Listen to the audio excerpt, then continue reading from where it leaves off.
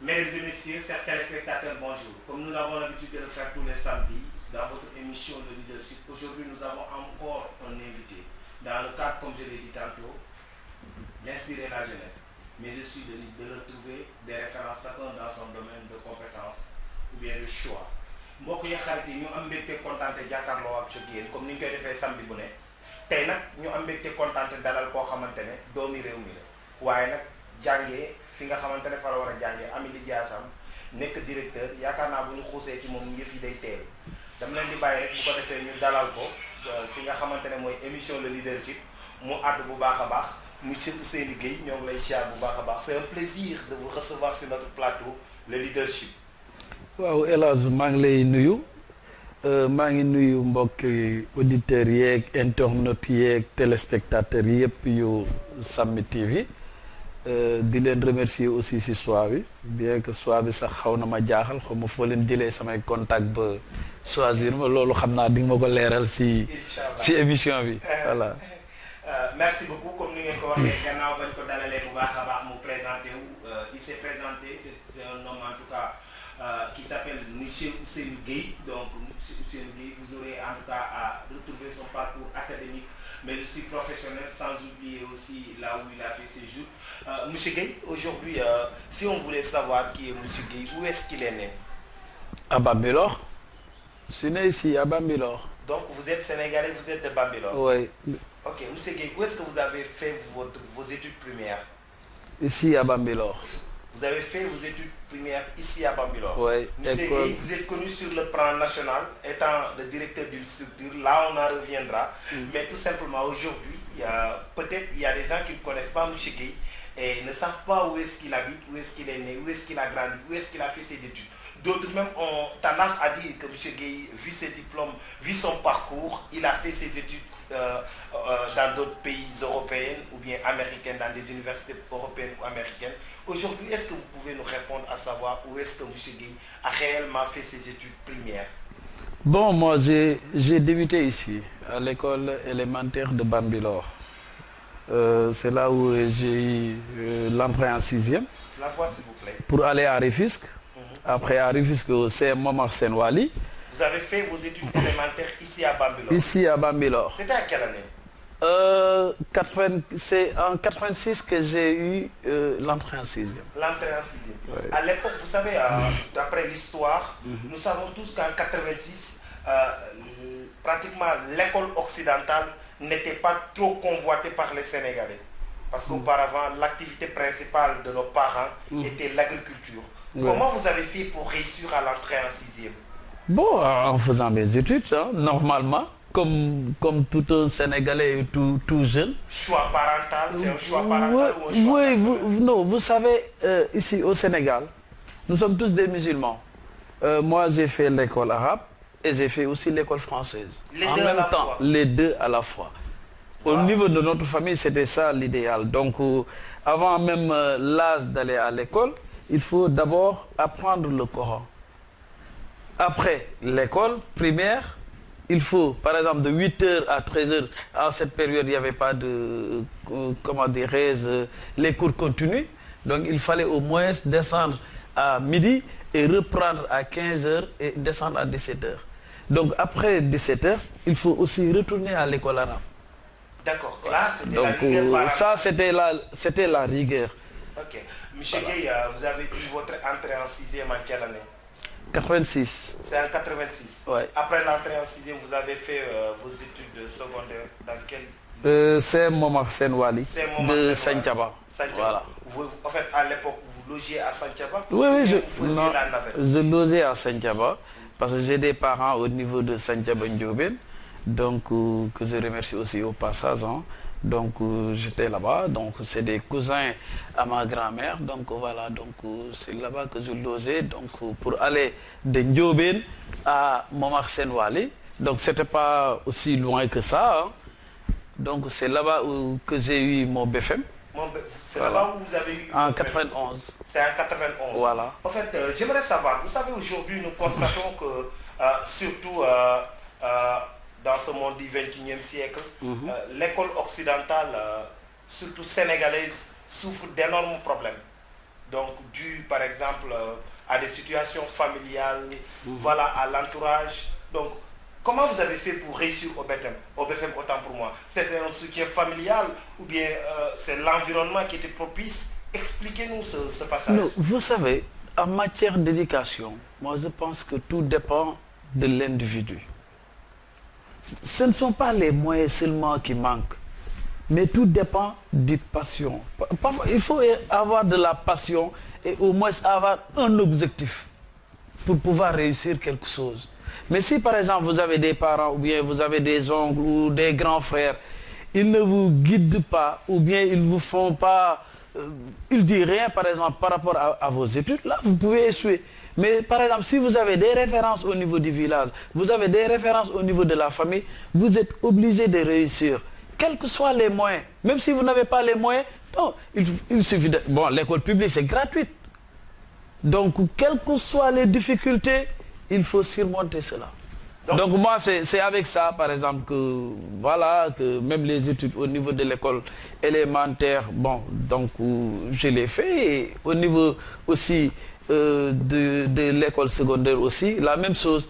Mais ça, je vais vous dire un secret. J'avais quand même un don. Un don? Oui. Un don de Dieu. Moi, je dépannais des télés et des radios à bas âge. Donc même en classe de CM2, donc là, je parvenais à payer même tout ce que je voulais. Vous étiez le petit technicien qui... Voilà, dans le village. Voilà. Si quelqu'un a son téléviseur défectueux, il m'appelle. Donc voilà. Donc ça quand même, c'était un don quand même qui m'a quand même beaucoup aidé. D'accord. Voilà, sérieusement. Tout à l'heure, vous avez parlé de référence. Ouais. Donc, et nous savons tous que aujourd'hui, pratiquement, la jeunesse africaine ne manque pas de référence, mais plutôt ne trouve pas la référence ces jeux. Par contre, il y a d'autres qui vont à la recherche de références dans d'autres univers. Aujourd'hui, vous, qui était votre référence dans vos études, puisque vous avez dit dans vos propos que votre référence était dans la famille? Non, en premier lieu, moi, mon grand-père. Votre grand-père? C'est lui qui m'a éduqué. Mon grand-père était l'imam de Bambilor. Mon grand-père fut politicien. Il fut conseiller municipal. Qui est votre grand-père? C'est là, Cheikh Thiam. Bon, au niveau du département, tout le monde le connaît. Bon, il est décédé en 2006. Bon, un moukhadam. Donc voilà, connu. Donc à travers les tariqas, le tijanisme, tout ça. Vraiment, il a fait pas mal de choses au niveau du village. Lui, c'était mon référence. Je vais vous dire, en classe de CM2 ou les autres classes, quand même, je n'étais pas un élève, pas du... Bon, paresseux, non. Je me débrouillais à 100%. Et puis moi, je ne faisais pas ce que les jeunes d'aujourd'hui font. Comme quoi? Par exemple, bon, je jouais au football. Mais mon grand-père nous interdisait de jouer au football. Donc, certains loisirs, il nous l'interdisait. Donc, à chaque fois, il nous disait, il faut toujours étudier. Même si vous avez 10 sur 10, à chaque fois, il me disait, c'est pas bon. Même si vous prenez premier, à chaque fois, il a son mot à dire. Il vous dit, tu n'as rien fait, c'est pas bon. Il faut une source de motivation alors. Bon. Monsieur Gueye, est-ce que vous pouvez revenir par exemple sur votre cursus du lycée? Oui, le lycée, je l'ai fait au lycée Abdoulaye Sadji. La plus grande lycée qui regorge. Vous savez, autant, les difficultés peut-être que je peux énumérer, si on compare aujourd'hui et avant, il n'y avait qu'un seul lycée au niveau du département. Le lycée Abdoulaye Sadji. Qui a formé pratiquement pas mal de cadres quand même. Et au niveau de Thiaroye à Rufisque, il n'y avait pas de lycée. De Thiaroye à Rufisque, à l'époque, il n'y avait pas de lycée. À l'époque. Donc il y avait le lycée Abdoulaye Sadji, l'Imamoulaye ou d'autres. Mais si vous voyez par exemple nous, par rapport à nos promotionnaires, nous avons des promotionnaires qui vivent à Bambilor, qui vivent à Bargny, bon, partout dans le département. Et même au niveau de Thiaroye, par exemple, comme les Pape Alenia et autres là que vous voyez, c'est pas mon promotionnaire direct de classe, mais d'école. Il a fait ses pas secondaires au CM Marcel Wali. Donc, alors que eux, ils quittaient Diamaguène, Thiaroye, tout ça pour venir aussi. Voilà. Donc, Rufisque a toujours alors été la capitale de l'éducation. Voilà, vous voyez. Donc, maintenant, et par rapport à ce don que je vous disais, après le bac, je ne suis pas allé à l'université, mais je suis allé au niveau du CFPT, Sénégal-Japon. Comment? Vous aviez les moyens à l'époque ou bien? Parce que là, on a constaté qu'à l'époque, beaucoup de personnes ont dû, en tout cas, gâcher leurs études ou bien arrêter leurs études dû à des fautes de moyens ou bien d'orientation. Et vous dites que vous êtes parti à l'école Sénégal-Japon. J'ai eu une bourse étrangère. Parce que vous savez, Bambilor, il y avait une coopération. Et jusqu'à présent, cette coopération, ça existe entre la Catalogne, une ville qui est en Catalogne, Manresa, et Bambilor. C'est pour cela que même Bambilor village, il y a une rue qui s'appelle Bambilor au niveau de Manresa. Vous pouvez le vérifier au niveau de Google. Donc si vous mettez Bambilor Manresa, vous allez voir qu'il y a carrière Bambilor au niveau de Manresa. Et ça, c'est depuis 1997. Donc vous voyez, maintenant, c'est ces toits-là, ces Catalans, ces coopérants qui ont payé mes études au niveau du CFPT Sénégal-Japon. Pour vulgariser le don que j'avais en moi. Parce qu'ils avaient constaté à l'époque, étant jeune, vous avez ce talent, ce don voilà. de commencer à faire la technique. Voilà. Et je ne l'ai pas regretté. Je ne l'ai pas regretté du tout. Aujourd'hui, je suis expert en informatique et je dirais même informatique au pluriel. D'accord. Vous avez fait combien d'années au Sénégal-Japon? Sénégal-Japon, c'est juste 3 ans. Vous faites 3 ans, après vous sortez. Donc je suis allé après à Sibdeco pour faire la licence management des TIC. Des TIC. En fait, comment vous avez fait après la formation à l'école de formation Sénégal-Japon? Donc vous sortez avec un brevet. Vous trouver du travail, oui ou non? Parce qu'on constate aujourd'hui, comparé à la jeunesse actuelle, une fois après la formation, des jeunes trouvent des difficultés, peinent à trouver du travail. Non, vous savez, comme moi je vous ai dit tout à l'heure que j'ai eu un don, donc moi je me suis formaté dès le début. Et je disais toujours, je ne vais pas travailler pour qui que ce soit. Ça c'est un slogan, c'est moi. Je le disais. Non, ça quand même c'est un slogan. Tout le monde qui me connaît sait que moi je n'ai jamais dit travailler dans quelle société ou une autre société. Mais j'ai pris 5 ans quand même pour servir le pays. Ça, je vais y revenir. Après la formation Sénégal-Japon, j'ai créé mon entreprise. Comment vous avez fait pour créer votre propre entreprise après une sortie à la formation, étant jeune et étudiant, ne connaissant pas le milieu professionnel? Mais non. Déjà, étant bas âge, je dépannais des télés, je dépannais des vidéos, je dépannais des radios, partout. Mais là, je savais comment facturer les gens. Déjà, je l'ai appris très tôt. Maintenant, je me suis dit non. Attends, étant un technicien, si par exemple je pars dans une société, le temps, si par exemple on m'amène plusieurs ordinateurs à réparer, il faut calculer ces ordinateurs-là, combien vous allez payer. La société, combien? Vous savez ici, il n'y a que Dieu qui peut aider les gens. Moi, c'est ce que je disais. Si vous allez dans une société, on vous fixe le salaire, cela veut dire que vraiment, vous n'avez rien fait. Parce qu'un salaire, on vous dit, ok, on vous paye 300 000 ou bien on te paye 500 000 francs, mais c'est rien du tout à la fin du mois. Juste pour ne pas empiéter vos propos, donc je m'avais directement aussi rappelé les propos de Serigne qui disait Seydi El Hadji Malick l'a démb wax na ko ci benn béy nañu gàtt wërsëg mënta weesu nga ñëw sukk di xaar weeru dee. Donc bu ko nit ñi di juwaarle wërsëg loolu bokkul ak wërsëg. Wërsëg mooy li ngay am ci sa liggéey te doo ko xam balaa weer wee dee. C'est ça. Donc après moi j'ai créé une entreprise individuelle et j'ai démarré avec cette entreprise. Le premier marché que j'ai eu, c'est en 2002. C'est en 2002. 2002, c'est avec des Indiens.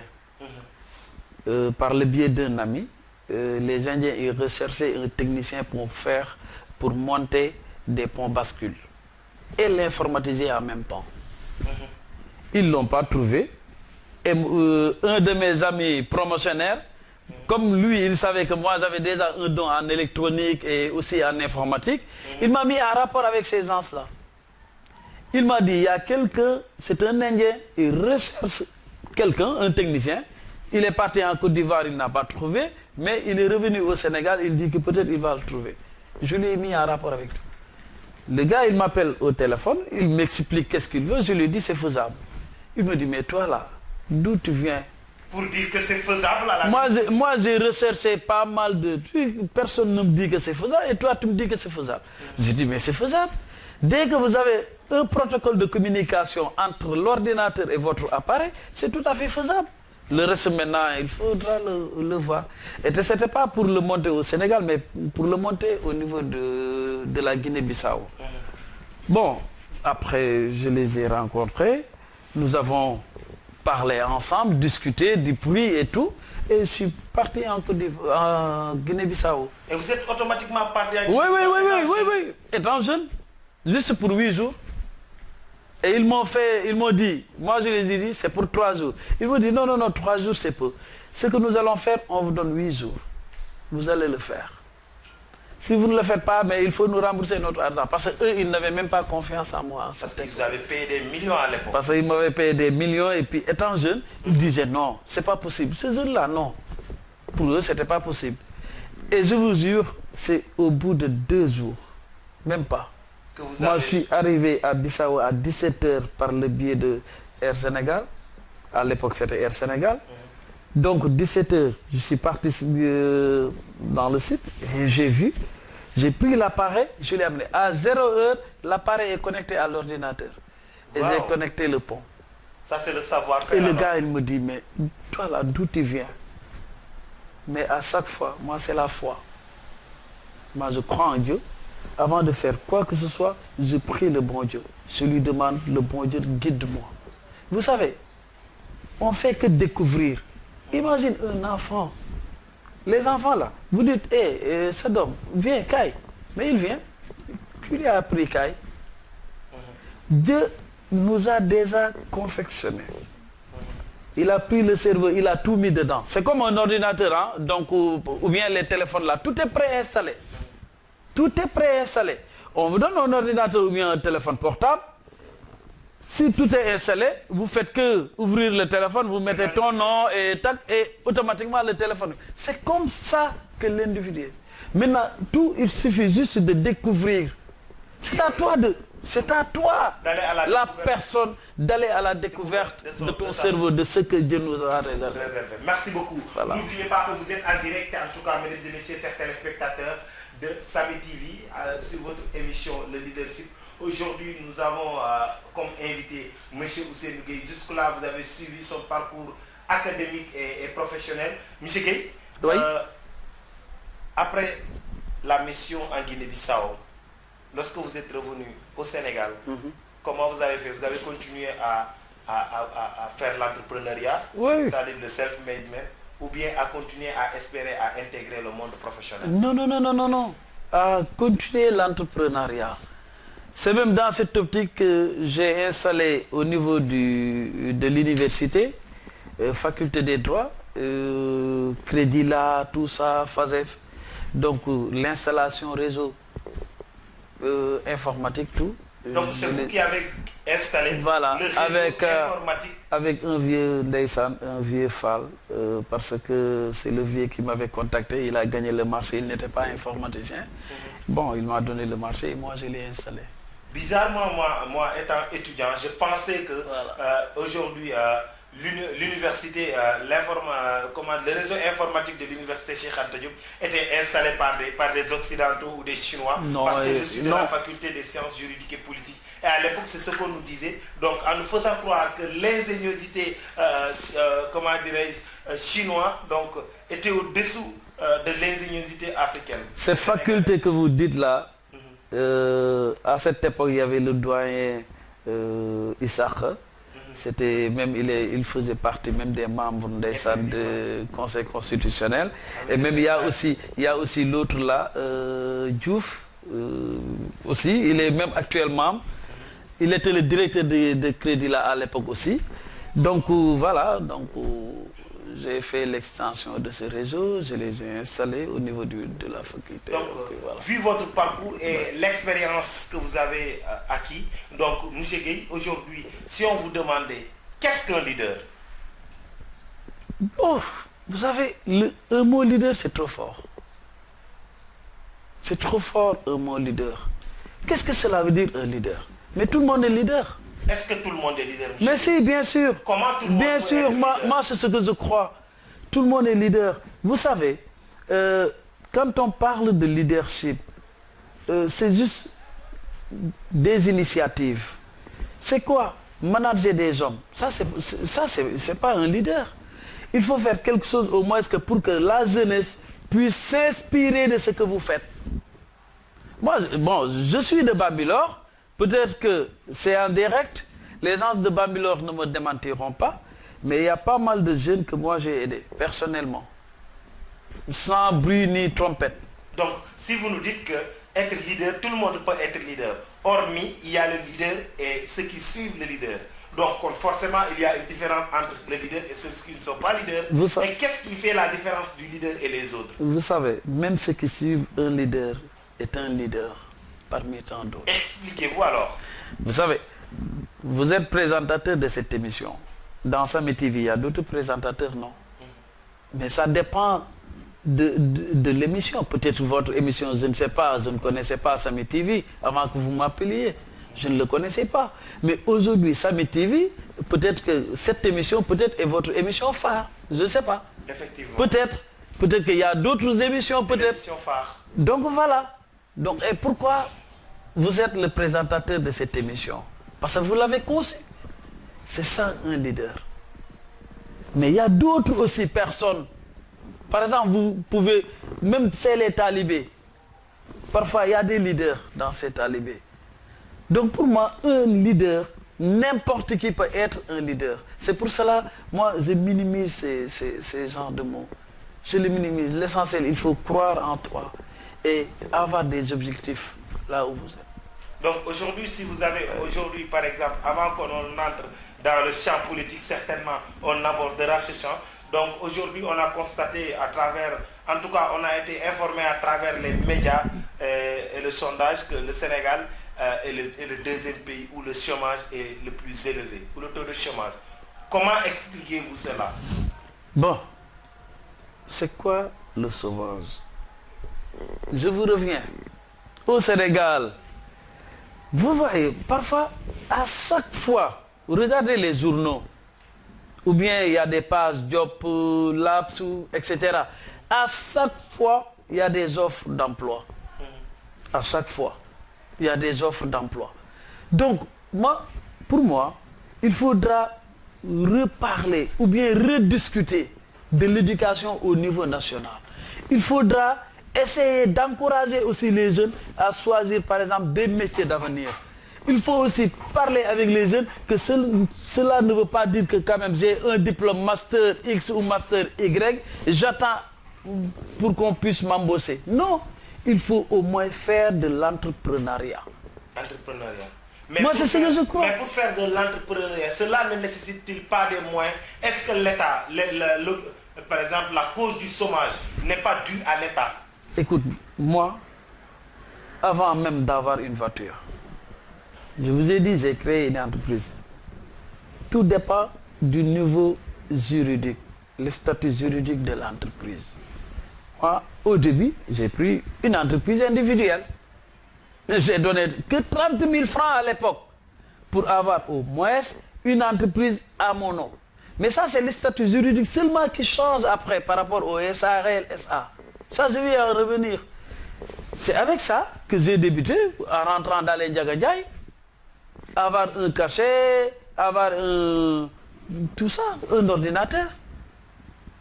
Et faire des démarches. Même si j'ai 100 francs, moi je suis satisfait. Il faut avoir l'objectif et dire, non, non, non, moi je ne cherche pas l'argent, mais je cherche l'expérience d'abord. Même si on me paye 100 francs, je suis satisfait. Et j'ai sensibilisé toute ma famille. Je peux avoir aujourd'hui 1 million, je peux avoir demain 100 francs. C'est selon les entrées d'argent, par exemple, que nous pouvons vivre. Donc, vous ne pensez pas que les jeunes d'aujourd'hui pensent que le monde de l'entrepreneuriat, voilà, le monde, par exemple, du self-made man n'est pas trop assuré? Parce que, comme vous le dites dans vos propos, qu'aujourd'hui, on peut avoir 1000 francs et que demain, se retrouver avec 100 francs. Donc, ce qui veut dire que là, c'est pas trop sûr. Tandis que dans le monde, par exemple, du monde de la fonction publique, donc bien du privé, il y a un salaire figé. Oui, mais c'est dans l'assurance. Vous savez, tout dépend du courage. Je pense qu'il faut avoir le courage d'affronter la vie. Moi, c'est ce que je crois. Et c'est ce que j'ai fait. Si vous dites, c'est difficile, si je crée une entreprise, je ne vais pas trouver un boulot, ou bien là, je vais mourir de faim. Non, non, non, non, non, non. Dieu a déjà tracé le chemin. Donc, il faut juste découvrir la voie et, par exemple, de passer. Moi, après cela, je ne dis pas que j'ai eu des problèmes. Parfois, tu peux ne pas même se déplacer à Dakar. Parfois, il y a des difficultés. Mais à chaque fois, il y a un moyen de le faire. Si, par exemple, vous m'appelez tout de suite et dites, il est 11h, moi, j'ai besoin vraiment d'un informaticien à midi ou bien à 13h, je peux louer une voiture et partir. Mais si je ne l'ai pas, mais je prends un Ndiaga Ndiaye. Donc, si je loue une voiture et je pars, c'est au moins minimum à l'époque 12 000, 15 000 francs. Mais si vous prenez les Ndiaga Ndiaye là, vous payez que 250 francs pour aller à Dakar. Donc, tout dépend de la passion. Tout dépend aussi des objectifs. Et de l'organisation. Et par exemple, de croire en toi aussi. Moi, après ces Indiens-là, et jusqu'à présent, je travaille pour ces Indiens. Ça fait 18 ans. Le gars, c'est un Indien, il vit en Inde. Même s'il a besoin de quelque chose en informatique, au niveau de l'Inde, il y a pas mal d'informaticiens, mais il croit en moi. Il m'appelle Ousseynou, j'ai tel problème. J'entre par TeamViewer, je lui règle ce problème. S'il a des logiciels à faire, je le fais. C'est comme ça que moi je me suis fait. Par exemple, après CFPT et Siddeco, je suis seulement un technicien de maintenance. Je peux faire des réseaux, réparer des ordinateurs, installer des ordinateurs, réparer des téléviseurs, installer même de l'électricité. C'est dans cette optique, tout ce que j'avais en 2007, après le décès de mon grand-père, j'ai changé de physionomie. Pourquoi? Je suis resté avec mon grand-père, il m'a dit, hey, si vous vendez tout ce que tu as là, pour aller même en Chine étudier ce qu'on avait dit, ce que le prophète avait dit, il faut le faire, sallallahu alayhi wa sallam. Il me l'a dit. Il m'a dit, au moment où je te disais, à chaque fois, même en classe, même si je prenais premier ou deuxième, lui, tout le temps, il me disait, tu n'as rien fait. Mais aujourd'hui, je te libère. Fais tout ce que tu veux. Tes voitures là que tu as là, tu peux vendre tout et aller en France faire d'autres études. Parce que l'informatique là que vous faites actuellement là, demain c'est l'avenir. Je vous jure. Hein? Avant son décès, après son décès, moi j'ai senti un vide. J'ai senti ce vide. Comment? Le vide c'est quoi? Parce que moi j'avais que mon grand-père pour parler. Tout ce que j'avais, tous mes projets, si même j'avais des problèmes, je viens, je me lamente sur mon grand-père. Donc là, c'est un vide après. Après, je me suis dit, non, attends. Et c'est en ce moment que j'ai démarré. La voiture que j'avais, les actions que j'avais à la Sonatel à l'époque, tout, je me suis dit, attends, aujourd'hui, l'informatique, même pas pour les taquiner, le Bawal qui est à Sandaga, il peut même installer et dépanner un ordinateur sans l'apprendre. C'est là où je reviens de ce que je vous disais tout à l'heure. Tout est dans notre tête, il suffit juste de découvrir. Il y a pas mal de jeunes aujourd'hui qui dépendent des ordinateurs, qui dépendent des téléphones portables, ils l'ont appris nulle part. Et je me suis dit, non, attends, moi, j'ai fait les études, je dépends des ordinateurs, bien que j'ai un don que Dieu m'a légué, mais non, il faut que je change de stratégie. Auparavant, les ordinateurs, ça coûtait aux environs de 1 million et quelques. Pour dépanner un ordinateur, vous pouvez même, avec 300 000, vous pouvez avoir dépanné un disque dur qui coûtait 300 à 400 000 francs à l'époque. Et je me suis dit, non, basta, j'arrête. Après cet arrêt, qu'est-ce que j'ai fait? j'ai vendu ma voiture que j'avais, les actions que j'avais à la Sonatel, pour aller en France faire l'expertise informatique, le codage, la conception de logiciels. Parce que la conception de logiciels, le Baol, quel que soit Alpha, il faut l'apprendre pour faire les algorithmes. Donc vous avez fait en France combien d'années? L'informatique pure, 5 ans. 5 ans encore. Et pour ouais. augmenter votre savoir. Alors qu'à cette époque, j'étais déjà marié, j'avais une femme, des enfants. Vous avez laissé vos tout enfants, ici, toute la famille au Sénégal pour aller en France, pour aller en tout cas tout continuer ici. vos études. Parce que là, il fallait changer de stratégie. Parce qu'avec la maintenance, on ne parvenait plus à avoir beaucoup.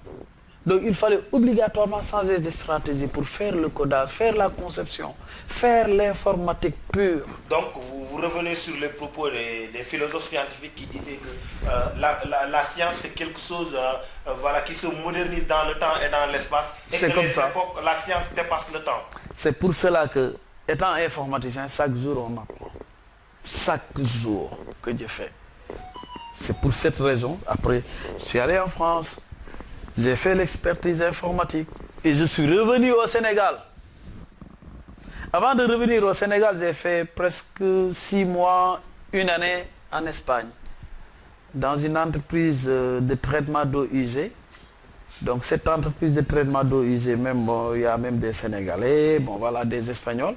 Ils font de l'épuration, par exemple, ils créent des usines d'épuration d'eau usée. Moi, ce que je faisais, c'est l'automatisation de ces machines pour faire l'entrée, les acides, etc.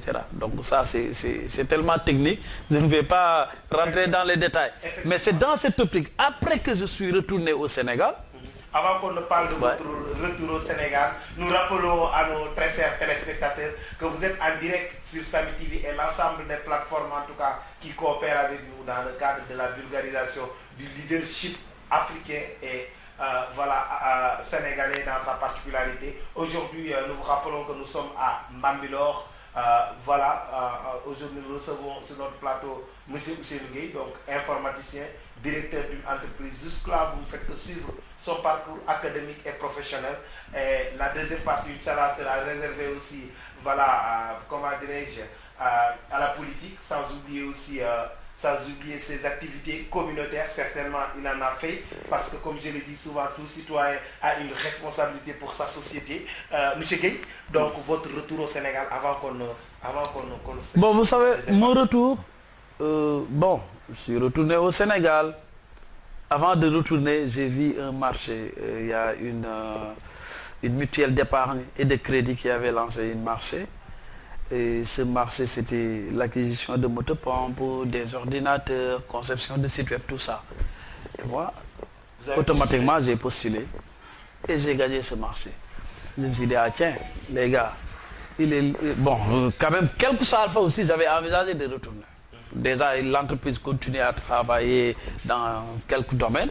Je dépannais les gens depuis Paris, ici, même au Sénégal. Les contrats de maintenance que j'avais là, je réglais ça depuis à distance. Donc c'est dans cette optique. Après mon retour, après cela, j'ai gagné ce marché, bon, exécuté à 100%. Et par la suite, il y a le procès Hissène-Habré. C'est pour cela que je vous ai dit, j'ai réservé 5 ans pour mon pays, le Sénégal.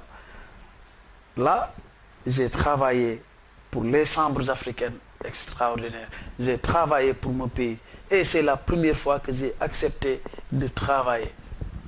Attends, vous avez travaillé pour les chambres africaines. Extraordinaires. Mais extraordinaires. Vous avez aussi travaillé pour le Sénégal, étant un fils de Bambilor. Oui, mais quand je dis chambre africaine extraordinaire, Chambre africaine extraordinaire. Cette information n'est pas connue, cette information n'est pas connue par la population bambiloroise ou bien rufiscoise et sénégalaise. Non, ça, donc je dirais que c'est un challenge, c'est sur Samy TV que nous découvrirons en tout cas cette matière que nous détenons. Comme disait l'autre, l'Afrique est un mendiant assis sur une mine d'or et qui tend la main vers l'extérieur. Tout ce que nous cherchons vers l'extérieur, nous l'avons chez nous. Et vous en êtes une parfaite illustration. Vous savez,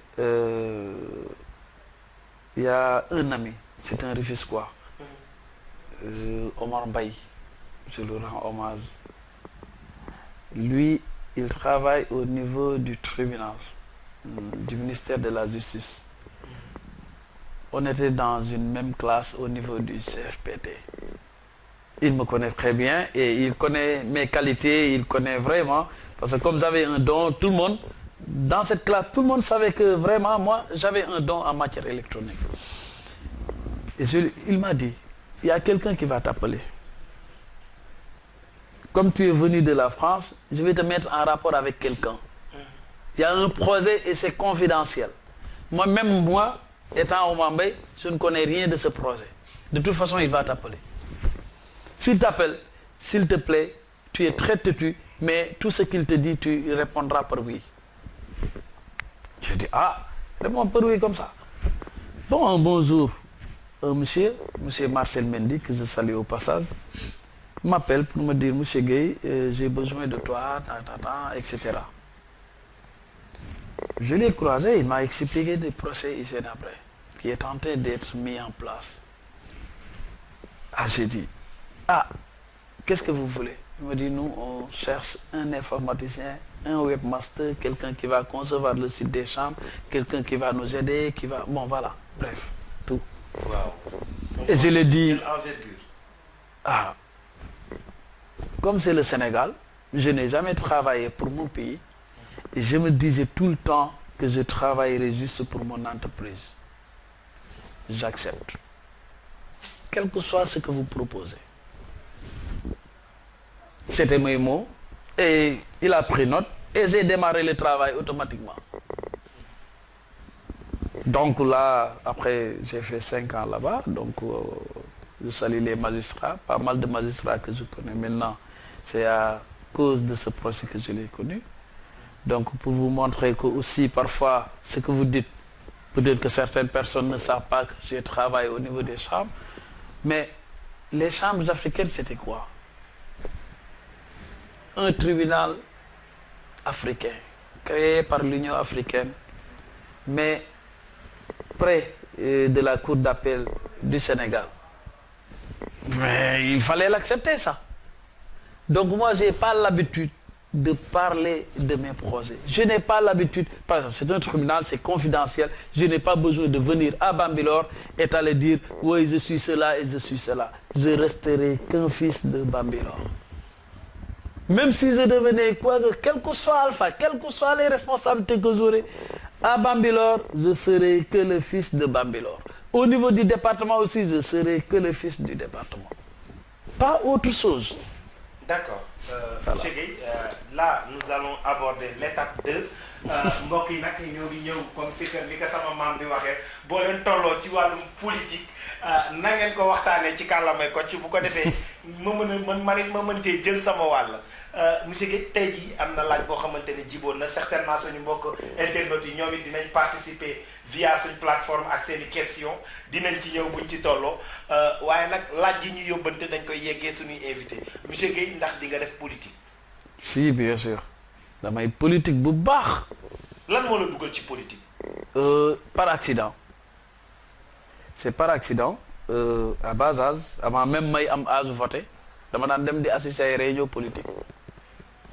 Suma papa dafa bokkoon si ñi fi nekkaloon maître Abdoulaye Wade fii à Bambilor ñëpp xam nañ ko muy El Hadj Sonko Gueye. Loolu moo ñu may Abdoulaye Wade da daan ñëw si kër gi muy fii ñu dëkk nii.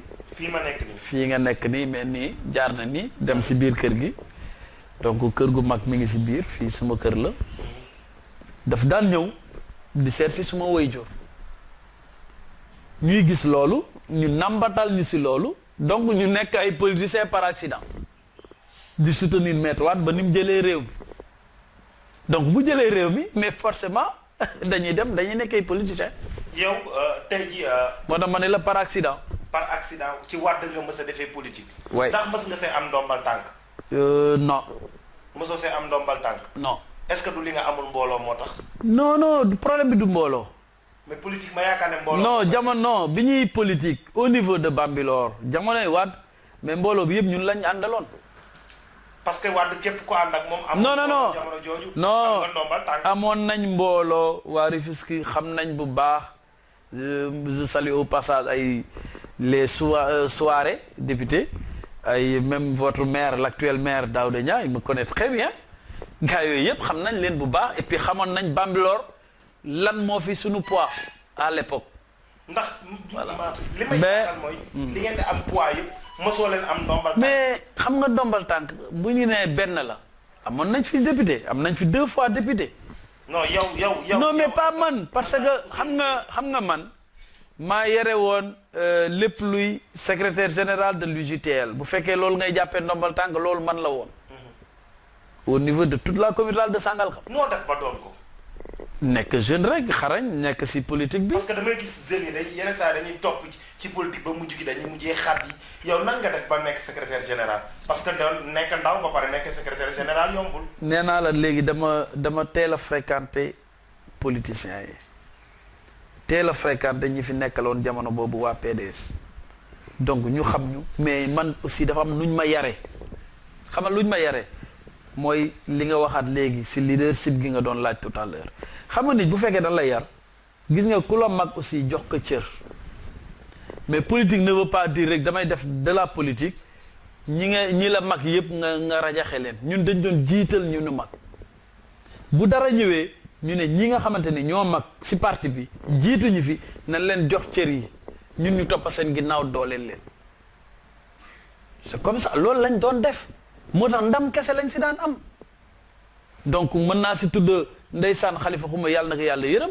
bi ngay def député ñun ñëpp dañ ko jàppale organiser naa ko fii meeting mu ñëw ñu jàppale ko ci loolu ba mu nekk député le feu Ibrahima Diagne aussi la même chose donc ñooñu ñëpp mënuñu lu dul delloo leen njukkal loolu mooy politique gis nga politique cela ne veut pas dire damay politique pour avoir quelque chose mais man damay politique pour au moins sama gox mën a émerger wu. sa gox lan la émerger wu ci jamonoy Wade Mbambilor ni mu mel la mel daanaka. déedéet non bul saboté nag xam nga jamonoy Wade moom. lan moo fi soppeeku. Bambilor am na fi ay infrastructure quand même jamono boobu yu ñu fi def. jamono jooju noonu. boo xoolee SEDAF bi nga xamante ne pour tout le département la Bambilor la ne. beneen bi mooy Bambilor lu mu doon xeex lu bari di ko ñaan bëgg am autonomie même ci Wade la ko amee. ci Wade la ko amee muy commune bi. ah kon amee wu ko ci donc découpage bi non dinaa ñëw ci ñi fi ne parce que ñi fi ne maa ngi fi. ah kon yow daal fu ñëw rek. non falaa jëm. du loolu APR PDS benn la. man loolu laa gëm. non yow su la neexee nga wax loolu. mais man xam nga. donc comme dañuy def transition bi wax ne ci Wade bi. Wade quand même moo créé commune Bambilor mu nekkoon commune neutrale Macky Sall la ñëw communaliser ko. ñu koy rafetlu donc loolu am nañ ko ci Wade la Bambilor nekkee arrondissement donc muy arrondissement bi nga xamante ni moo ëmb Sangalkam Diamniadio ba Yène Tivaouane Peulh yépp arrondissement bi Bambilor donc loolu ak yeneen yoo xamante ni tali yeeg bari na loo xamante ni mën nañ ko lim jamono boobu mais suñuy xoolaat tey affaire bi dafa gën a fuul. si léegi lan moo la jëlee ci Wade ba nga ñëw bokk ci ñi fi ne muy APR. Wade moo ma wonoon Macky Sall. Wade moo la woon Macky Sall mais Wade ak Macky Sall am na fu ñu féerewale woon de. non falaa jëm El Hadj 2004 la ñu fal Macky Sall mu nekk premier ministre du Sénégal fekk boobu ñun fii nii dañu amoon benn combat bu ñu doon mëne contre l'actuel ministre Omar Gueye à l'époque. contre Omar Gueye. oui. jigee woon xeex Omar Gueye. non bul tudd xeex xam nga xeex. non contre kañ jeexal naay wax. non suñu nee xam nga c'est que Sénégal léegi dafa am loo xamante ni. dafa am ay mots yoo xamante ni parfois bu ñu nekkee en ligne wala ñuy wax ak nit ñi dañ koy éviter. muy xeex. waaw xeex baaxul. non waxuma xam nga politique bëre la rek léegi dañ doon bëre. da ngeen doon bëre jamono boobu ñuy bëre ak Omar Gueye pour rafetal. xanaa rafetal la rek. non xeex suñ nga xam nga bëre lañ doon def jamono boobu. nit la mu yor kañ boo ko bëggee xañ kay. Macky Sall jamono boobu daf ñu jàppale lu mat Macky Sall mooy leader si jamonoy PDS et je défie quiconque au niveau de cette zone bu ñu mus a jàppale. jox ñu ba jox ñuy oto. jamono jooy. boobu mu ngi jox ñu ay oto. boobu mu ngi waajal yoonam. yaa ngi dégg non xam nga loolu lépp waajal yoon bi yëpp c'est naturel xam nga nit ku nekk rek am nga loo bëgg nit ku nekk rek am nga looy xalaat mais Macky Sall ñun moo ñu njëkk a jox bopp fii 2007 ñu jox ñu ay pick-up ñu campagne Omar Gueye mii ngay wax ñu rawee que 1350 voix. kon yow yéen ba ngeen campagne jotoon ngeen raw Omar Gueye. Omar Gueye musu ñu raw non Omar Gueye dafa bari woon wax rek mais musul am doole. Omar Gueye dafa bari wax musul am doole. non Omar Gueye je défie quiconque va voir les archives. Omar Gueye le puissant nga ne dafa bari wax amul woon mbooloo. sa waay yow xam nga da nga may dugal rek quoi. yow xam nga yow man li may wax booy yow yaa ko wax. El Hadj dama ni demal nga xool archive yi élection 2007 Omar Gueye dañu ko gagné. kon dafa newoon di wax rek waaye amul woon doole. xam nga fan la ñu perte. xam naa ni moom Gorom 2 ñun li fa maire Ndiagne Diop tey maa ngi koy nuyu au passage c'est un ami et si wàllu politique moom laa àndal donc ñuy liggéey lu mat lu mucc ayib si gox bi.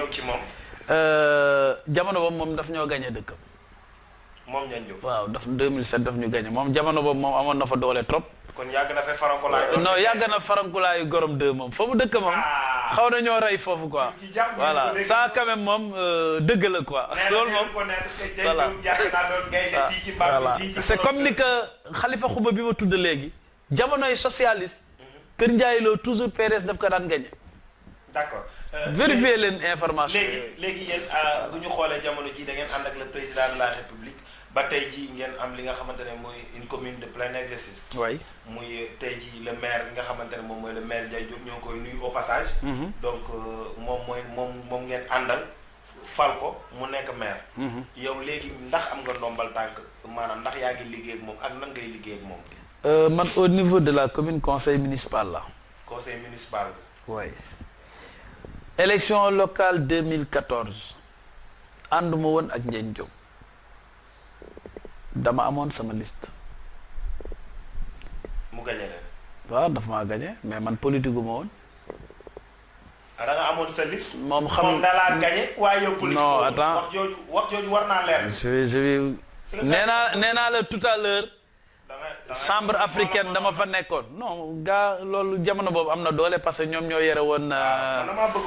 moom moo yore woon comment dirais-je délégation spéciale bu commune Bambilor. après juste l'arrivée de Macky Sall ñoom lañ ko dénkoon.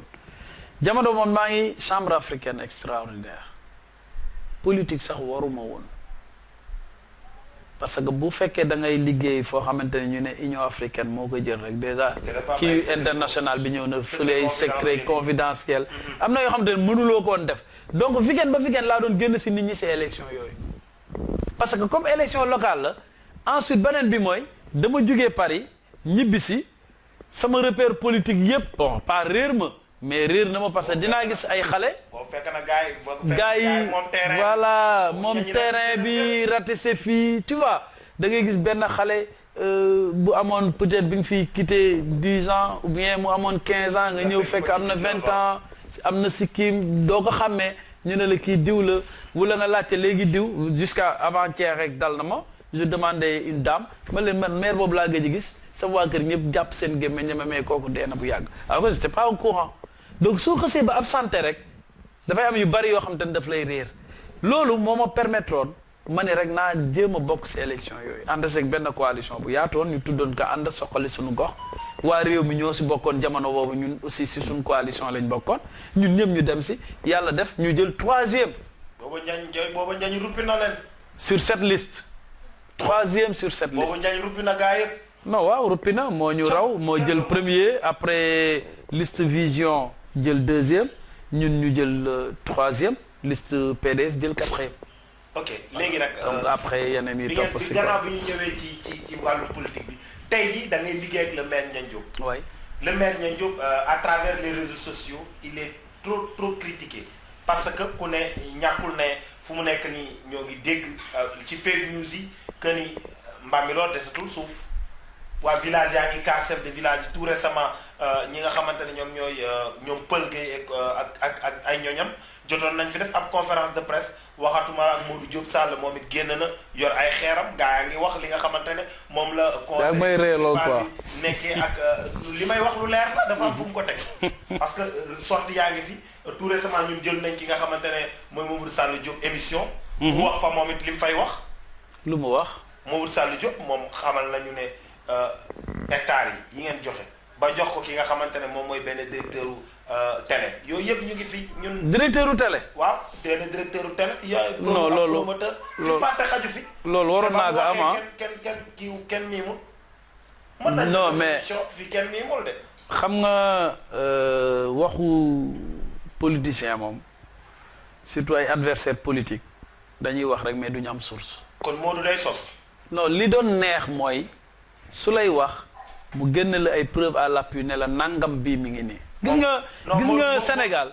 non attends Modou je ne le défends pas mais keroog taxaw na ba wax nañu bu ñu neexee ñu dem fi nga xamante ne moom mooy ci préfet donc li nga xamante ne moom moo ko bañoon en tant que secrétaire xaw ma lan ci commune bi donc. loolu yëpp waxoon na ko fi te yaakaar naa li mu doon wax fu leer la ko teg. sawaay du ma personnaliser débat bi. du ma wax waxu Modou Sall Diop. dégg naa neexut a ñemeñ nag ku koy wax balaa. non man du ma wax si waxu Modou Sall Diop. gis nga Ablaye Wade dafa waxoon dane bu la gune tooñee da ngay duma baayam. kon daal. gis nga gars yi. Omar Gueye moo leen yabal. Omar Gueye moo yabal gars yi. non ñi nga tudde lépp léppal Gueye ak ñeneen ñi nga tudde yépp lépp lu ñu wax si monsieur le maire Ndiagne Diop. Omar Gueye moo leen yabal.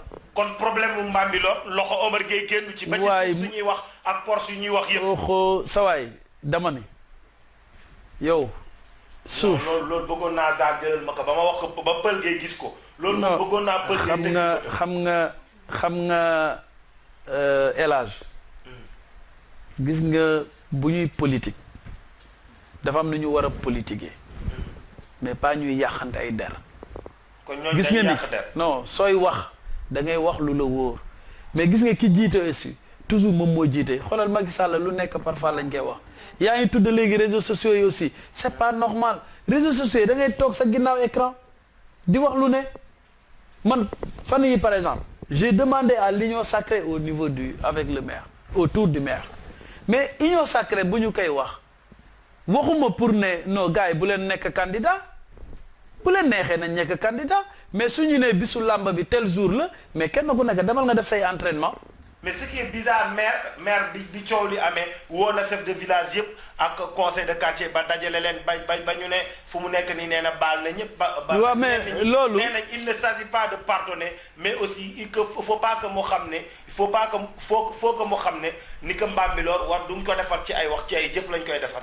xam nga sa waay le maire Ndiagne Diop je vais vous dire boo leen li ñu nekk direct la mais su dul loolu dama naa laan nañ dem léegi ci marché bi Bambilor benn marché flambant neuf bu pare presque 100 millions à Bambilor est-ce que xam nga ni Bambilor les ambulances sont gratuites yéen tënkee ambulance yi gratuite tout da ngay fay. non man moom fi ma dëgg. non da ngay fay yéen Rufisque te yéen a ñëw ba budget fuuf. léegi ci waa Rufisque. non dama ni dama lay wax non damay wax non man dama ni damay jël exemple je défie tous les maires du Sénégal. da nga tëb maire Rufisque. léegi tëb naa Rufisque. tous les maires du Sénégal. waa Rufisque de boo leen non attends sama commune ba ma nekk. non Albert c'est un ami c'est un grand que je respecte. waaw yow xanaa yow ñëpp say xarit. Albert xam naa ko les ñoom ñëpp. gars yi mu nekkee dafa mel ni daal ñii di xaw a. non ci raay bi ñoom ñëpp ay xarit lañ. non parce que Albert du ko teg ci raay bi. non loolu Albert sérieusement xaw ma lennam commune am. waaw moo tax lijjantiwuma ko. bu ko tàgg nag. non dama ni mais non personnellement Albert je le connais il me connaît sama grand la parce que bi muy nekk PDS gis naa ko. surtout dañ daan gisante. moo tax nga koy xalamal sànq. mais non du ma nga xalamal mais c'est un grand que je respecte. mais nit soo ko xamee nañ ñëwaat ci Bambilor. maintenant c'est que yow yaa may lii quoi di ma désorienté. ambulance à Bambilor c'est gratuit. nous avons 5 postes de santé. fooy jël ambulance daf lay yóbbu gratuitement et puis dama lay wax benn soo jëlee malade nga yóbbu ko Youssou Mbargane ñu ne malade bi malade Bambilor même su fa fanaanee ñu war ko référé mu dem waaye Youssou Mbargane ambulance bi la ñuy mu ñëwaat jël ko yóbbu ko fi ñu référé ko c'est gratuit partout doo fay loolu mais mënuñu lu dul mënal ko askan mais yaa ngi koy soog a dégg ku taxaw di xalamal Ndiaye Diop non du xalamal non attends parce que man bu ma génnee tamit damay defaat interview deuxième partie bi damay génn laaj waa dëkk bi amul problème damay génn laaj waa dëkk bi dama ne parce que ñun Sesame TV c'est l'impartialité bu ñu jëlee leader yi ba pare dañuy laaj askan wi moo tax lu fi waaye di wax rek na élage duma tàgg nañ ma wax nañ ma lu ne que taxé nañ ma sa avocat wu Ndiaye je ne suis pas l'avocat de Ndiaye Diop. li nga def fii de dafa mel ni. non dañuy waxtaan. gis nga waa boo paree ma laaj. xam nga yow yaa ngi ne dafa dajale léegi paa yi ne baal naa ñëpp àq mais yow yaa ko wax réseaux sociaux yi ñu ngi koy wax lu ne et c'est un fervent musulman. gis na li ngay wax mais newul ci baal mbir bi ci li waa dëkk bi di wax parce que tout récemment am na ñoo xamante ne dañoo tabax seen i kër ci ay espace yoo xamante ne espace vert nee nañ dañ lañ fay jëlee. fa loolu fan la. ñu ngi koy wax ci. mais non attends xam nga man soo may wax. li may wax dafa am fu mu koy teg. non je pense que vous n'êtes pas censé savoir lire li nga xamante ne mooy les médias nationaux tout récemment benn presse bind na ci moom litige foncier ci. ban presse la. bari na fi enquête def na ko. ban enquête. enquête mel. non gisuma loolu. nangu ko lii suma. non gisuma loolu mais dama lay xamal benn affaire dafa am benn complot bu am contre Bambilor et son maire. complot bi ku ko def. et ce complot là dama bëgg nga duglu ma tuuti ma expliquer la ce complot bi pour permettre aux internautes et permettre aux Bambilorois au moins ñoom ñu xam complot bi lan la. je vais vous dire Bambilor Sangalkam je n'ai rien contre Sangalkam mais le ministre Omar Gueye Sangalkam kese la gisul sax Sénégal gisul Rufisque gisul faneen et je vous défie ay journalistes ngeen am ngeen seen Sami TV dem leen Rufisque ngeen def interview depuis que ministre Omar Gueye nekk fi nee leen ma kan la promouvoir au niveau de Rufisque c'est les cadres au niveau de la PR non attends rek xam nga man su ñuy wax je n'ai rien contre le ministre Omar Gueye xam naa ko bu baax xam na ma bu baax mais dama la bëgg a xamal ne la Bambilor c'est l'arrondissement Bambilor aujourd'hui commune u Bambilor commune buy émerger la commune u Bambilor commune boo xamante ni la aujourd'hui moom moomee vent comme on dit commune bi moom moomee vent Omar Gueye peut-être loolu daf koy déranger Omar Gueye fi mu nekk nii bëggul lu dul ñu jël Kër Ndiaye Lo ñoom Pël Gueye ñooñu ngay wax seen dëkk beeg yooyu yëpp taf ko si Sangalkam alors que loolu warul donc pour wax la ne la man li may wax mooy ne daal Omar Gueye nañu may jàmm Omar Gueye na bàyyi booyam yi muy yónni di leen jaxase pour jaxase waa Bambilor je ne suis pas d'accord ak moom si doxalin boobu. kon donc mooy ñi nga fi tudd muy Modou Sall Diobo les Pël Gueye ak Basile même le premier adjoint fan yi ñooñu ñëpp Omar Gueye moo toog fële daal teg ay nekk benn metteur en scène daal di ne nii la affaire bi di dere scénario bi nii la storyboard bi nii la di dessiner les trucs aller les gars au front. mais et puis Omar Gueye daal moo instrumentaliser ay poèmes pour ñu ñëw dal ci kaw. et puis xam nga ce qui est dangereux. le problème entre Ndiaye Diop et Omar Gueye si c'est le cas. mais Bambilor c'est Bambilor tout lenn lu dul Bambilor problème de leadership la problème de leadership la Omar Gueye est en train de diviser les gens pour peut-être émerger wu moom mais du noonu il faut que mu changer foofu rek lañ mën dem donc il n'a qu'à changer man loolu laa koy wax xam nga li gën a grave mooy dafay jël say doom ay doom day mel ni dafay ñëw sa biir kër ba pare jël say doom monter la contre ñoom parce que ñi nga fi tudd yëpp ay doomu commune u Bambilor la loolu moo tax ma naan l'union sacrée quand je dis l'union sacrée c'est mooy bi ko chinois yi de defee chinois yi dañ leen doon attaqué bi leen di attaqué mais ñoom ñoo ñëpp opposants yeeg ñëpp dañoo dajaloo toog di xeex donc man loolu lay demander que nit ñi booloo autour du maire Ndiaye Diop àndandoo liggéey pour jëmale Bambilor sa kanam bu élection locale yi ñëwee nag ku mu nekk tu sois opposant ou adversaire bu la neexee sampal sa ndënd amul problème man foofu lay waxee mais je dis pas l'union sacrée pour ne non il y aura un seul candidat ce sera Ndiaye Diop non waxuma loolu ku mu neex faral fa ngay far ñun ñu far fi ñuy far élection yi jot lamba ji jot ñu duma ñi ñuy duma donc mais pour le moment intégrité wu commune bi est menacée nan leen dajaloo ñun ñëpp ñu bàyyi ay politicienne autour de l'essentiel contre l'intrus Omar Gueye. dama la déglu ba nga wax ba pare donc su ma comprendre yow da ngay affirmer que ni problème bi am fii nii bi am Mbambilor kenn defu ko lu dul le ministre Omar Gueye moo instrumentaliser ay booyam instrumentaliser leen ba nga xamante ne ñoom ñëpp ñoo ñëw autour de Ndiagne Diop pour xeex ak moom laay joxoñ muy Omar Gueye na bàyyi li muy def c'est tout. Le ministre Omar Gueye nit la Sangalkam la dëkk ñu wóolu ko Macky Sall wóolu ko jël ko Macky Sall wóolu ko nekk yaay coordonnateur départemental ñun ñëpp ñu nangu loolu dégguloo ku ko critiquer si loolu mais ni muy doxalee baaxul su fekkee baax na ma waa Rufisque rek wax ne baax na. kon Omar Gueye day xeex Ndiagne Diop ci gàttal yow da nga jàpp ne lépp lu ñuy xeex Ndiagne Diop Omar Gueye moo ko waral. Omar Gueye ngi si ginnaaw parce que ñi fiy jóg ñii ñëpp ñu si bari ay nitu Ndiagne Diop la ñu woon démb. donc litige foncier ñuy wax terre yëpp dañ ko sosal.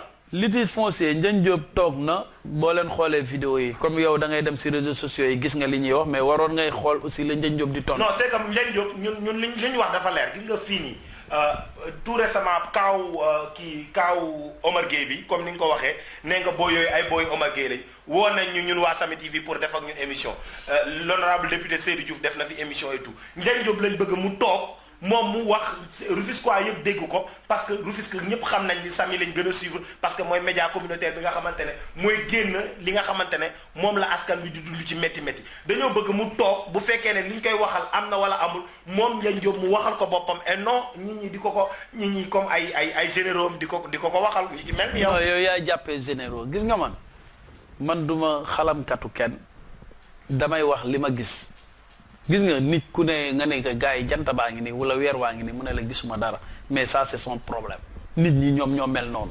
quant à le maire nag pël nga bindee invitation bu fekkee war na mën dem si seen émission moi je trouve que war na nga mën def. fii de bu fi ñëwee non attends rek non amul problème moom il n'a pas ce problème mais bu fekkee ay nit dañuy wax kenn ku nekk di ñoddi fii di jógee fële. mais parfois le silence aussi ay forme de réponse la.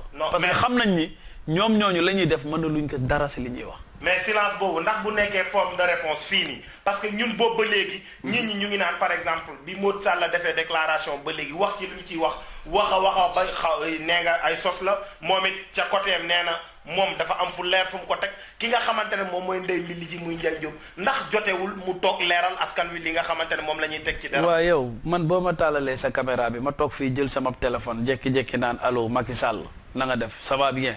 yéen loolu leen di gëm da leen di gëm ni Macky Sall lay waxal ngeen naan waa ji de il est très fort waa ji de nekk président sax moo ko doon o bi ñuy def émission non gars yi xoolal nan leen changé nañ bàyyi comédie yi. kon li ñuy waxal Ndiagne Diop xoolal gars yi dañuy comédie c'est des comédiens ñoom ñëpp a yem dañuy comédie mais nañ wax li ne Modou Sall Diop muy Modou Sall Diop Pël Gueye et les autres ñoom ñëpp xam nañu. seen adjoint Ndiagne Diop bi. non grand landing dafa juum mais dina ñëwaat. grand landing sama grand la. ak li mu wax yëpp nga ne daal non dafa juum. nee na day ñëw Sami pour leeral de. mais lan la wax. li mu wax kañ ma non dama bëggoon nga wax ma rek li mu wax. yow yaa fi ne. li mu tuumal Ndiagne yëpp déedéet non landing moo la wax loolu. non man yow laay laaj. dama ne ndax landing moo la wax loolu. man néew ma la landing moo wax dama ne ndax li ñuy tuuñal Ndiagne landing da ko dëggal wala dëggalu ko parce que yow say biir wax yaa ngi naan landing daa juum landing fu mu juumee. xam nga landing nu mu juumee. landing Omar Gueye da kaa oo defloo ko ay defin yu ñaaw. kon landing Omar Gueye moo ko woo defloo ko defin yu ñaaw. mais non landing travaille pour Omar Gueye. loolu en ce moment mais non c'est xoolal gis nga li ma la wax. ñoom ñëpp. landing ban intérêt la am si jékki-jékki yow mandat bi jeex rek nga commencé génn mel ni comme si Ndiagne Diop dala rayal si dem alors que Ndiagne Diop defu ko dara. di génn di déclarer ay fausse déclaration surtout di wax loo xamante ni dara amu si di def ay dénonciation calomnieuse c'est pas sérieux de sa part c'est pas sérieux aussi si ñeneen je les comprends parce que ay opposants lañ musa doon mais moom landing yenn yi baaxul. donc man dama koy wax moom na delluwaat gannaaw mais li mu def graaw na neexul sax pardonné mais maire pardonné na leen donc où est le problème.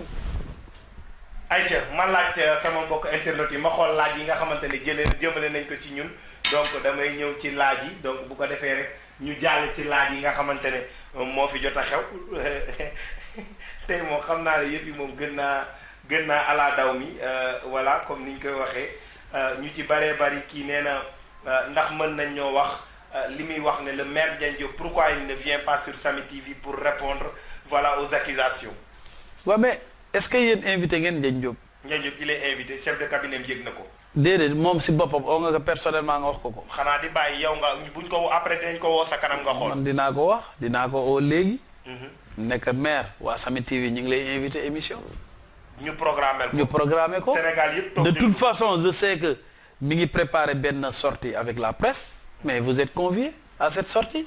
non ñun bañuñu. ay réalisation war na ko wane marché Bambilor dinañ koy inaugurer bientôt mais Samy TV sera invité su boobaa vous aurez largement le temps de lui poser des questions.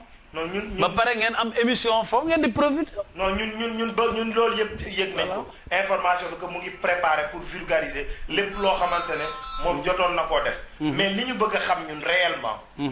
kii nee na ma Ndiagne Diop dafa jël ay jeunes def leen ay promoteurs ba tey jii ñoom ñoo nekk di salfaañe suufu Bambilor. non xam nga laajal ma ko monsieur Ousmane Gueye. lan moo Ousseynou ci xalaatam Ousseynou Gueye. kooku li ma koy tontu moom. na dem mu laajtewaat promoteur yi fi nekk dama lay jox nan la demee xam nga man nee naa la dama yore société mais promoteur bi bu demee am RCM registre de commerçant créer sa société daal di la gis yow élage nga ne da nga am sa tool bi jigéen ña dëkk bi mu daal di ñëw waxtaan ak yow defaral la plan déposer la ñu accepter lotissement boobu nit ñi accepter que promoteur boobu dem jëli xaalisam yow defloo si 0 franc nga siy def parce que yaa moom sa suuf promoteur boobu dem ñëw jël installer lépp defaral lay borne yóbbu la lépp mu jaari yoon mu déposer ko au niveau de la commune am ay autorisation ak léppam mais ce promoteur là yow la ngay yam say parcelle nga yëkkati ko jox ko nekk loolu laa lay fayee parce que paiement bi par nature lay doon promoteur boobu commencé di liggéey amaat yeneen i tool mais kooku est-ce que loolu sénégalais yëpp ñoo koy def du Bambilor kese boo demee au niveau de Dakar loolu moo fa am boo demee faneen ak faneen loolu moom moo am mais y a pas mal de promoteurs au niveau. mais dañoo gis ne Bambilor moom xale yi ay ñi ay 4x4 la ñuy dawal ñi ay 8x8 ñi nekk. ah bon de moom la may wax nii. non mais tous les jeunes sont de Bambilor sont enrichis par le maire Ndiagne Diop parce qu'il gagne. non ça Ndiagne Diop edewul benn jeune ne la kaay. am tool a ngi nii wala am suuf a ngi nii daggateel ah non ça dama koy nier Ndiagne Diop deful loolu mais promoteur bu jóg dem def ay démarches man dama yore société damay def ay démarches de marché su ma gañee marché kon kan moo ma gañeloo marché bi et je vais te dire élection présidentielle yi passé mais tout ce qui était remonté des données man maa ko doon def waxuma la loolu élection présidentielle yu Macky Sall man maa nekkoon au niveau de Benoît Sam plénipotentiaire national. logiciel joŋante maa ko concevoir man Ousseynou Gueye maa doon gérer remonté yi yëpp.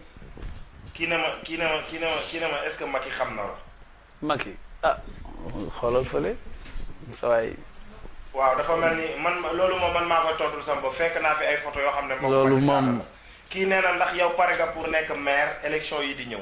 non élection yi di ñëw. man dama joxe suma kàddu ba pare gis nga man xam nga lan mooy suma non écoute-moi gis nga élection yi di ñëw nous allons aider le maire Ndiagne Diop mu am 2e mandat man Ndiagne Diop c'est mon grand frère damay jàng si Ndiagne Diop actuellement dama si jàng si moom xool naka lay doxale li may doxal ak moom mooy su fekkee am na fu mu juumee ma ne ko maire lii moo gën su fekkee am na lu mu def loo xamante ni gën na ma encouragé gas noonu laa nekkee ak Ndiagne Diop depuis le début te loolu laay liggéeyee pour le moment man samay ambition ku ma koy laaj mooy l'émergence de Bambilor l'émergence du département de Rufisque l'émergence du Sénégal.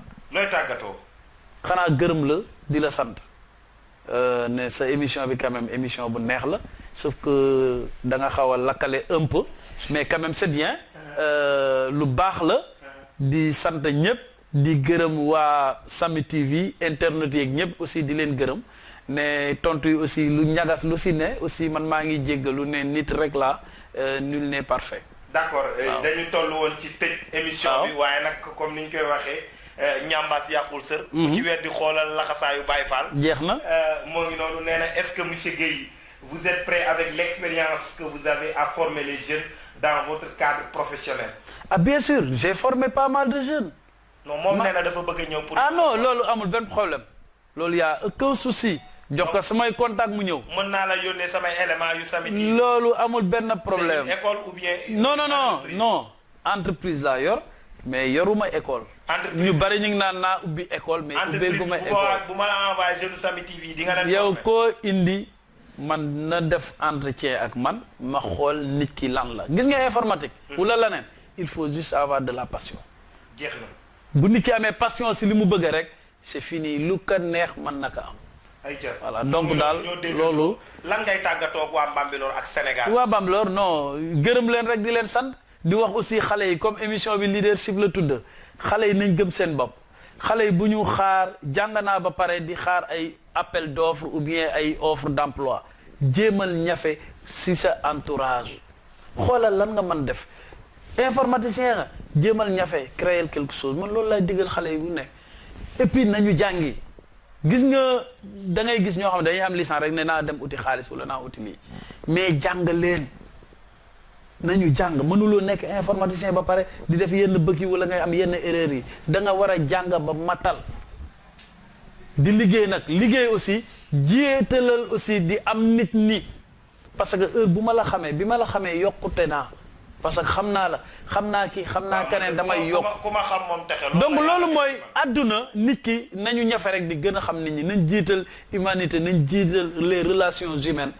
ba pare indi nag relation professionnelle indi leneen ak leneen loolu laay digal bépp xale liggéey nag c'est très dur am sa société bopp aussi c'est très dur mais société boo dem ña la fa jiit mag la fa aussi bàyyil ne ñooñu ñoo la ëpp expérience jàngal si ñoom loolu daal laa leen di digal et je suis ouvert nag xale bu bëgg aussi orientation ak lu mu mën doon moi je suis prêt à t'aider par rapport à cela. Merci beaucoup mbokk téléspectateurs yi en tout cas vous étiez en direct de Samy TV donc dans l'émission Le Leadership comme nous le faisons tous les samedis donc aujourd'hui nous avons invité monsieur Ousseynou Gueye donc PDG d'une entreprise vous avez retracé son parcours académique professionnel mais aussi ses ambitions et sa vision politique wax na fi aussi tamit li nga xamante ne moom mooy digganteem ak Ndiagne Diop ak li nga xamante ne moom moo nekk derrière Ndiagne Diop et tout ñoo ko jàngandoo tekkendoo ci bët donc may am mbégte kontaante saa su ne di jàkkaarloog yéen di leen wax ne avec la vision de l'émergence c'est toujours vous servir car servir l'humanité est l'œuvre le plus noble d'une vie et que cette génération ne doit pas oublier que cette génération a une mission il se doit de l'accomplir ou de la trahir et que dans un monde de compétitivité chacun en tout cas a droit à écrire son livre donc pour qu'il soit retenu par l'histoire quel que soit alpha ne dama leen koy wax que vous serez retenu par l'histoire soit positivement ou négativement à vous de faire votre choix mais être retenu par l'histoire positivement en tout cas est une source d'inspiration pour la génération future tey jii ki nga xamante ne mooy El Fuego El Hadj Diédhiou maa amoon mbégte kontaante jàkkaarloo waat ak yéen di leen jox dig daje incha allah samedi bii di ñëw bu ko defee rek bu ko yàlla defee bu fekkee ne moom réussir na indil ñu Ndiagne Diop ñu indilaat leen ko comme si seen demande la c'est sous votre demande nous allons essayer de faire de notre mieux parce que vous servir est notre optique et notre vision merci beaucoup